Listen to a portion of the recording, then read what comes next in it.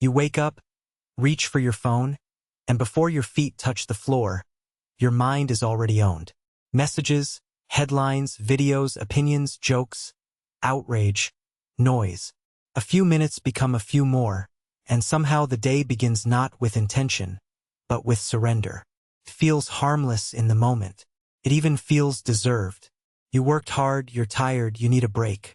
But if you are honest, how many of those breaks have quietly turned into a habit of bleeding your life away, one distracted minute at a time? There is a brutal truth most people do not want to face. Time is not being stolen from you. You are handing it over to endless scrolling, to empty gossip, to mindless entertainment that leaves you entertained, but unchanged. And then, when the body grows weaker, when the mind feels foggy, when the mirror and the calendar both start telling the same story, you say, I don't have time. But that is rarely the full truth. You may not have time for the things that matter because you have already given your time to the things that do not. A man or woman between 35 and 65 does not lose life all at once. It happens in fragments. 10 minutes here, 20 there, an hour at night, a morning lost to distraction, a weekend consumed by habits that require nothing of you and give nothing back. And slowly, year after year, those fragments become a character. A person who intends to train, read, build, pray, create, save, learn, and lead, but never quite begins. A person who is always busy, yet strangely unfinished. Seneca understood this long ago. Life is not short, he warned us. We are the ones who make it short, not by tragedy alone but by waste, by allowing our strongest hours to be drained by the weakest habits, by living as if time were endless, when in truth every day is a deposit into either strength or regret. So let me ask you something simple and maybe uncomfortable. Where did yesterday go? Not in theory, in reality. What consumed your first hour, your best energy, your attention, your focus? If you cannot answer that with honesty, then your life may be running on autopilot, and autopilot is a gentle way to arrive at a destination you never chose. If this message is hitting too close to home, good. It means there is still something in you that wants more. More discipline, more clarity, more self-respect. And in a moment, I'm going to show you a Stoic way to audit your time so you can stop drifting and start taking your life back. Look at an ordinary evening in an ordinary home. The screen glows blue in a dark room. A man says he is too tired to exercise, yet his thumb has been moving for an hour. A woman says she will finally start that book tomorrow, but tonight she wants one more video, one more post, one more moment of escape. The day disappears quietly, almost politely, and nothing is built in its place. This is how life is wasted, not in one dramatic failure, but in thousands of small betrayals of attention. Seneca warned us long ago that it is not that we have little time. It is that we lose much of it. That truth lands hard because most people do not lack ambition. They lack command.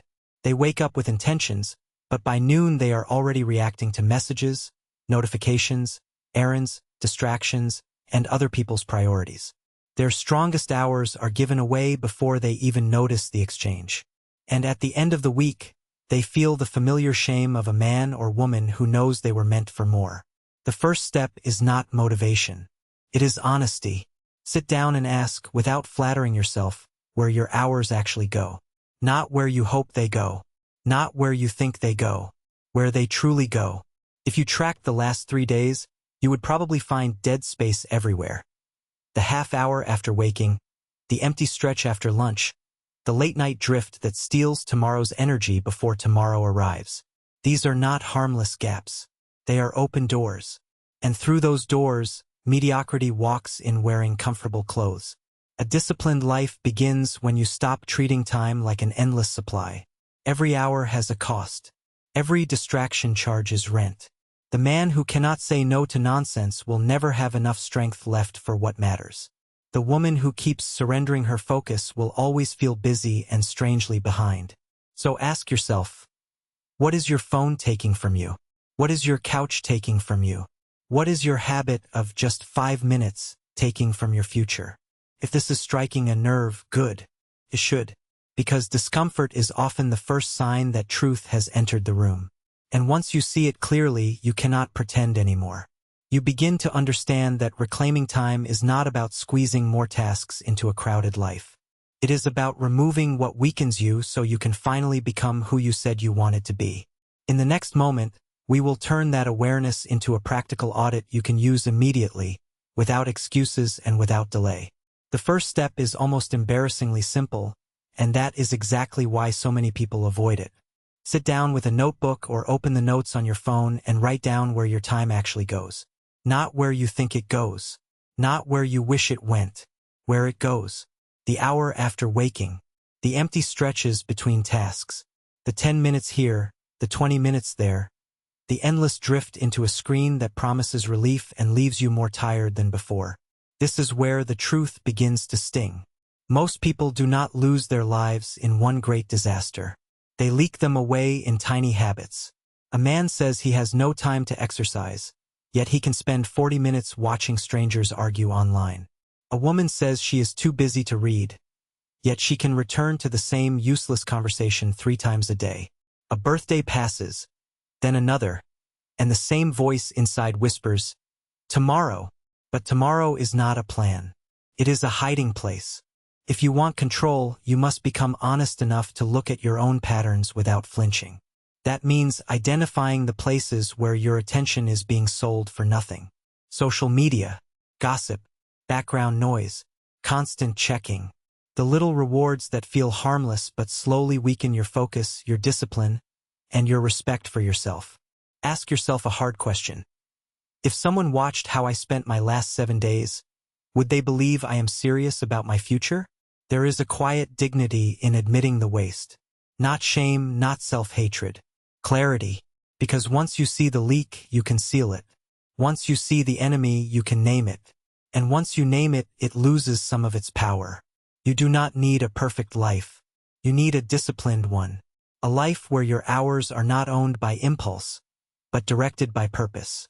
And yes, this may feel uncomfortable at first. Good. Growth often feels like resistance before it feels like relief. The man or woman who changes is rarely the one who feels inspired every day. It is the one who chooses anyway. The one who says, enough. Enough scrolling.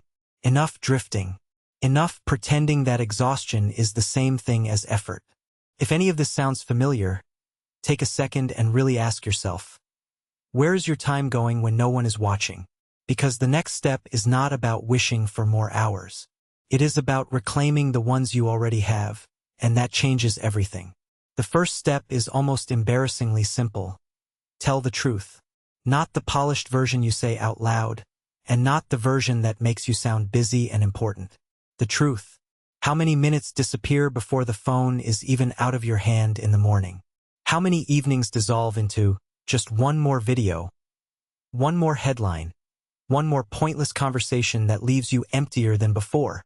When you finally sit down and write it out, the day looks different. Not dramatic, just honest. And honesty is where change begins. A man who does not know where his time goes will never know where his life goes either. That is the hidden cost of drift. You do not need a louder alarm. You need a clearer mirror. For one full day, track everything. Not perfectly, just faithfully. Work, meals, scrolling, complaining, TV, exercise, reading, silence. When you see the numbers, you stop arguing with reality. You stop saying, I don't have time, because the page answers back for you. Time was there. You simply gave it away. And this is where the discipline begins to feel personal. Because once you see it, you can no longer pretend. You start to feel the weight of the hours you have spent feeding weakness instead of strength. The body knows it. The mind knows it. That dull frustration you carry around is not random.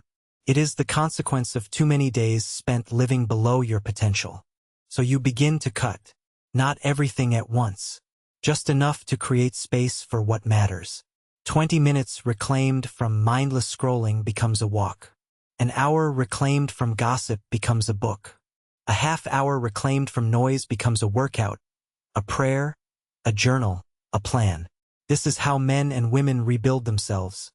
Not by waiting for motivation, but by removing the habits that keep them small. You may even hear that inner voice protest. I deserve a break. Yes, you do. But not a break that leaves you weaker. Not entertainment that numbs your ambition. Real rest restores you. Fake rest erases you. Learn to tell the difference, and your life begins to sharpen. And once you start protecting your time, something powerful happens. You become harder to manipulate, harder to distract, harder to trap in the old habits that kept you obedient to comfort.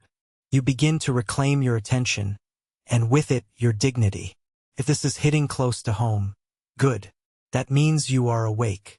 The next step is where we turn awareness into action, and action into a life you can finally respect. When you finally sit down and do the audit honestly, the excuses start to lose their power. The phone is not just a tool anymore.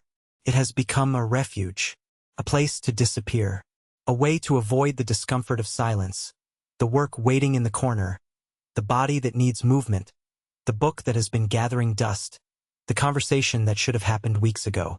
And once you see it clearly, it becomes difficult to unsee. You begin to realize that most people are not missing time. They are leaking it through tiny cracks all day long. A man in his 50s once said, almost with shame, I don't know where my day goes. But when he wrote down the truth for 7 days, the pattern was brutal.